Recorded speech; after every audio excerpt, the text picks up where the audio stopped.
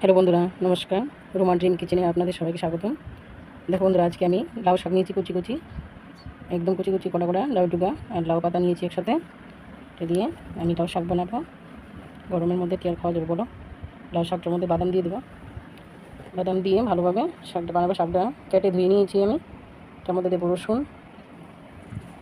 দেখো কড়াইটা গরম হয়ে গেছে, তেল দিয়ে দিয়েছি। দুটো তেজপাতা দিয়ে দেবো।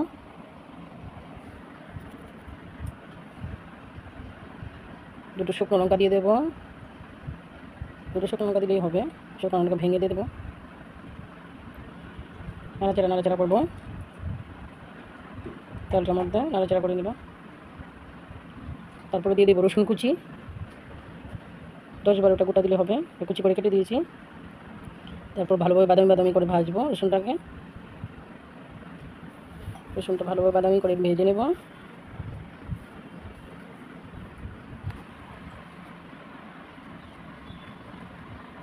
এখন পেঁয়াজ কুচি দিয়ে দেবো। দুটো পেঁয়াজ দিয়েছি ছোটো ছোটো। পেঁয়াজ কুচি দিয়ে ভেজে নেব রসুনটার সঙ্গে মিলিয়ে একসাথে ভেঙে ভেঙে ভালো করে ভেজে নিয়েছি। একদম বাদামি কালার হবে।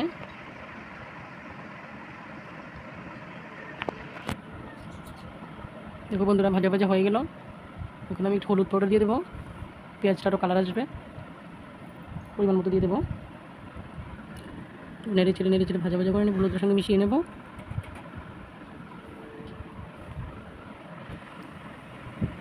এখন আমি শাকটা দিয়ে দেবো। দেখো বন্ধুরা, কি সুন্দর শাকটা, একদম কচি কচি। দেখো গরমের মধ্যে খাওয়া যাবে বলো।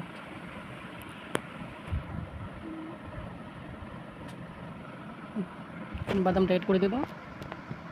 বাদামটা অ্যাড করে দিয়েছি। এখন ভালোভাবে একটু নাড়াচাড়া করবো। পরিমাণ মতো আর একটু লবণ দিয়ে দিব। পাতাটার সঙ্গে সিদ্ধ হয়ে যাবে, কালারটাও আসবে। দেখো বন্ধুরা, একটু লবণ দিয়ে দেবো। শাকে বেশি লবণ লাগে না, একটু লবণ দিলেই চলবে, তো খাওয়া যাবে না। তো ছোটো চামচ দিয়ে 2 চামচ দিয়েছি।